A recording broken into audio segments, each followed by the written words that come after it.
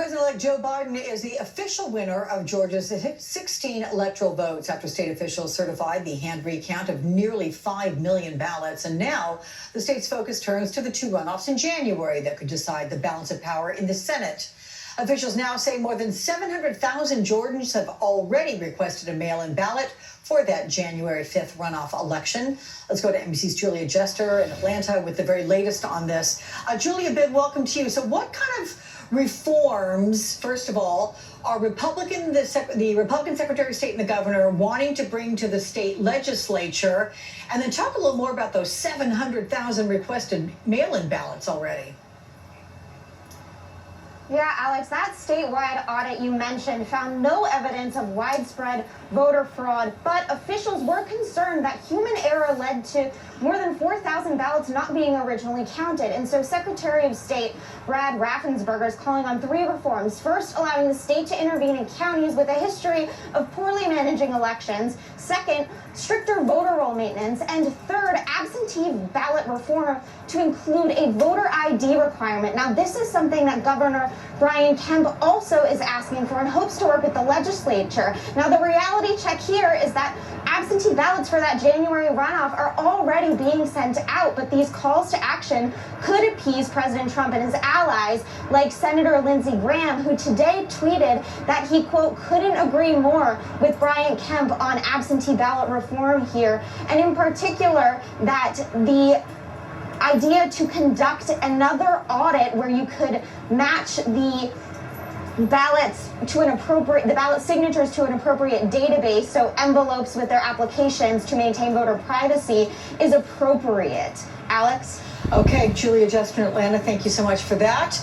Well, new this week, everyone, progressive Democrats pushing President-elect Biden to commit to the causes that helped him win the Oval Office. We gotta do bold. We gotta do change that happens now. We gotta make sure that black folks, brown folks, every marginalized group, our indigenous folks feel our change. That's what our next move is to make sure that the Biden administration keeps its promise. Kept its promise to young people, kept its promise to the movement for Black Lives. What is more basic than fighting for clean water? What is more basic than fighting for a breathable planet? We're going to ask those questions. Joining me now, the Reverend Al Sharpton, president of the National Action Network, of course, host of Politics Nation right here on MSNBC, and our really good friend, Rev. Hey, you have been writing about this. These are the voters who put Biden over the top. Do you see this becoming a larger issue for Biden? It will become a larger issue if he does not address it and keep the promises made. Promises made must be promises kept. He should be meeting with groups that represent these various constituencies to hear from them on how he could apply this. In the area of racial equality, we are still 1/10 in terms of Black Americans' wealth, family wealth, to a white family. How would he close the race wealth gap? How would he close the race education gap? These are specific things now that he must address. He himself said the night that he won the election, African Americans, you had my back, I will have yours. Well, we want to know how that is going to be fulfilled. And I trust that he will give immediate attention to that. Otherwise, people will feel like this was campaign sloganeering. I feel he and Kamala Harris, our vice president-elect, are better than that, but they must show that. So you're calling this a very critical window, and I presume you're referring to the transition period right here. And yes, he must meet with all these different groups, hear what they need, what their expectations are. Is there something that you think he should address first? He must deal with the economic plight, and he must deal with the racial disparity in COVID-19. Blacks and browns have been tested positive disproportionately and are dying disproportionately.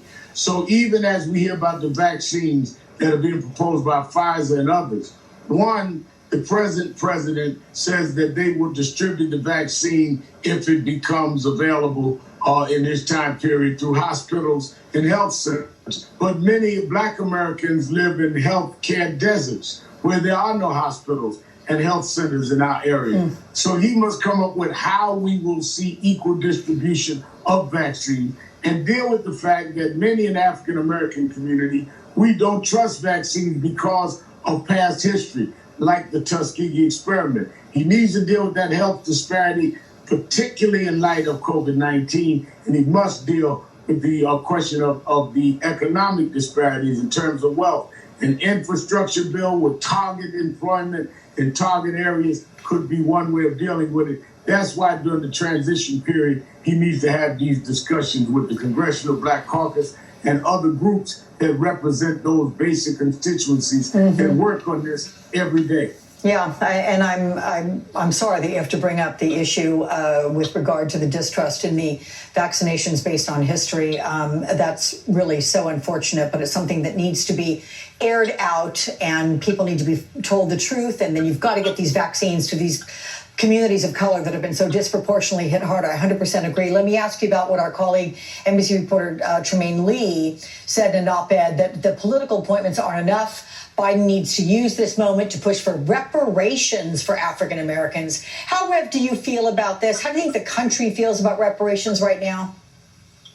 A lot of the country has shifted in support much more than when we brought it up many years ago. Many of the candidates, if you recall, Alex, during our National Action Network Convention 19, we had 15 or 16 of the Democratic candidates, and all but one pledged that they would support reparations. You must repair the damage done. Blacks are not behind in education because they're less smart. They're not behind in economics because they're less industrious. This is a systematic problem that our generations continually inherit. You must repair the damage if we're ever going to have a fair and equal society.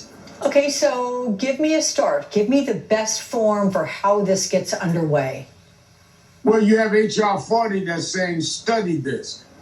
This was first proposed by Congressman John Conyers. It has now been picked up by Congresswoman Sheila Jackson Lee, where you have H.R. 40 says, let's study how we repair and set up targets in every area on how you repair it. First and foremost, the president-elect, when he becomes president, should push his weight to get H.R. 40 as law, so a real across-the-board study is done on how you can do this intelligently, but it must be done.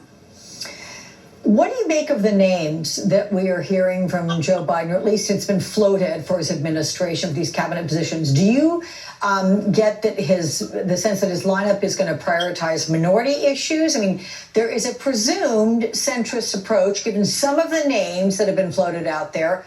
Is a centrist approach the right approach?